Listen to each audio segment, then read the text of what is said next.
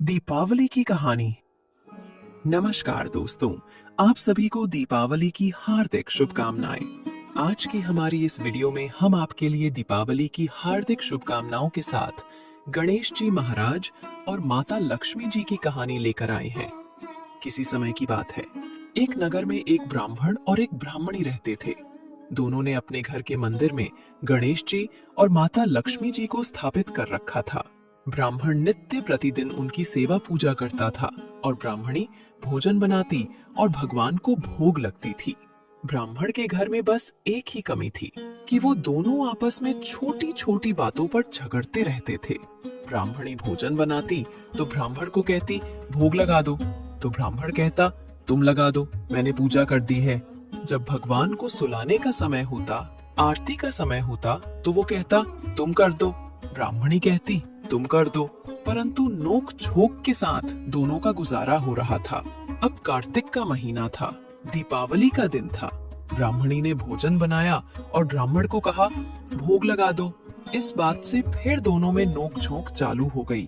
गणेश जी महाराज माता लक्ष्मी जी से बोले, ये दोनों तो बहुत लड़ते हैं, हम किसी और के घर जाकर भोजन आसन ग्रहण करते हैं। वे दोनों ब्राह्मण के घर से चल दिए।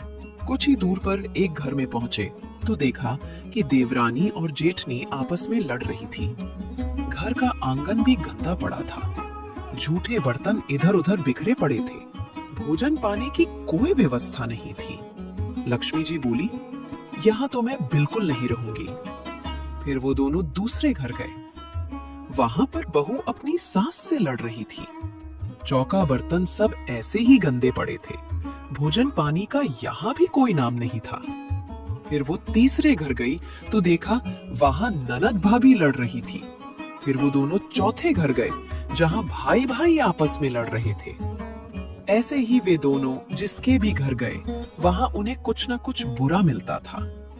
फिर लक्ष्मी जी बोली, गणेश जी, घूमते घूमते बहुत समय बीत गया, कहीं भी भोजन पानी नहीं मिला, चलो ब्राह्मण के घर वापस चलते हैं। वे दोनों ब्राह्मण के घर वापस गए। अंदर से पकवानों की खुशबू आ रही थी। द्वार खटखटाया तो अंदर से ब्राह्मणी बोली, मैं नहीं खोलूंगी द्वार, पहले तो तुम चले गए, अब वापस क्यों आए हो? वो बोली, ब्राह्मणी, अब हम नहीं जाएंगे। ब्राह्मणी बहुत होशियार थी। वो बोली, मैं नहीं मानती कि अब दोबारा आप नहीं जाओगे, पहले मुझे वचन दो, तभी मैं द्वार खोलूंगी। लक्ष्मी जी बोली, मांग ब्राह्मणी, क्या मांगती है? तब वो ब्राह्मणी बोली, अन्न दो, धन दो, दूध कड़वन दो, पूत पालन दो, सोने का अखाड़ दो, बहू दो, हाथी घोड़े दो, लाभ लश्कर दो, 12 बरस की मेरी काया हो जाए, 12 बरस की मेरे ब्राह्मण की काया हो जाए, ऐसा वचन दो। लक्ष्मी जी बोली, जा ब्राह्मणी, तुझे ये सब प्राप्त होगा। ब्राह्मणी ने द्वार खोला। गणेश जी, लक्ष्मी जी ने अंदर प्रवेश किया और ब्राह्मणी से बोले, ब्राह्मणी, तूने तो हमें ठग लिया, पर जा, तुझे ये सब प्राप्त होगा। लेकिन एक बात याद रखना कि आज के दिन यानी दीपावली की रात को अपने आंगन में चौक पुरकर एक चौमुखी दिया सारी रात जलाना। मैं तेरी 7 पीढ़ियों तक विराजमान रहूंगी।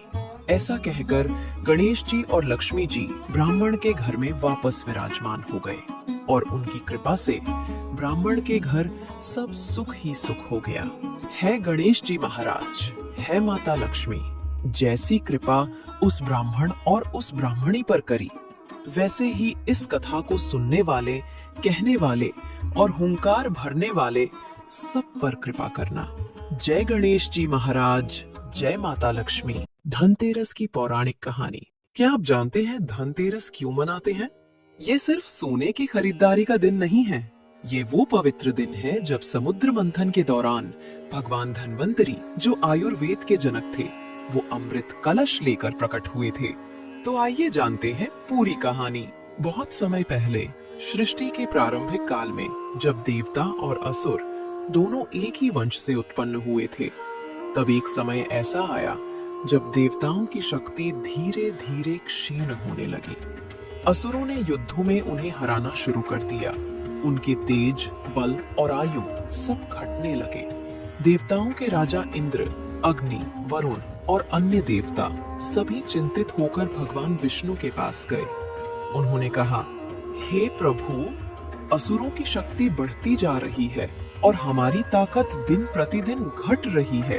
अब हम स्वर्गलोक की रक्षा नहीं कर पा रहे। कृपा कर हमारी सहायता कीजिए। भगवान विष्णु ने शांत स्वर में उत्तर दिया, हे देवताओं, इस संकट से मुक्ति का उपाय है। यदि तुम असुरों के साथ मिलकर क्षीर सागर का मंथन करो तो उसमें से अमृत निकलेगा। जो भी उस अमृत का पान करेगा वो अमर हो जाएगा और तुम्हारी शक्ति वापस लौट आएगी। विष्णु भगवान की आज्ञा पाकर देवता असुरों के पास पहुंचे और उनसे कहा, आओ हम सब मिलकर समुद्र मंथन करें। जो भी धन, रत्न या अमृत निकलेगा उसे आपस में बांट लेंगे।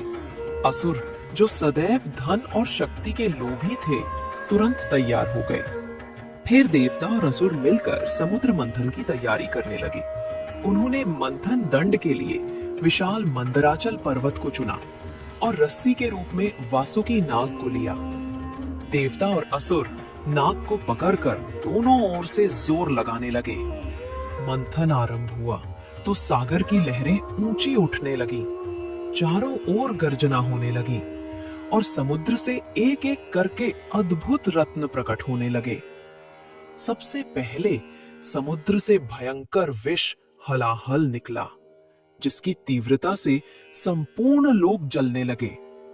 तब भगवान शिव ने अपनी करुणा से उस विष को अपने कंठ में धारण किया और इस प्रकार सभी की रक्षा की।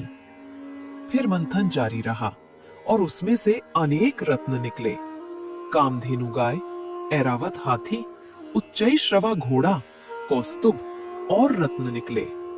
जब माता लक्ष्मी स्वयं समुद्र से प्रकट हुई तो सभी देवता और असुर उनके तेज से अभिभूत हो गए।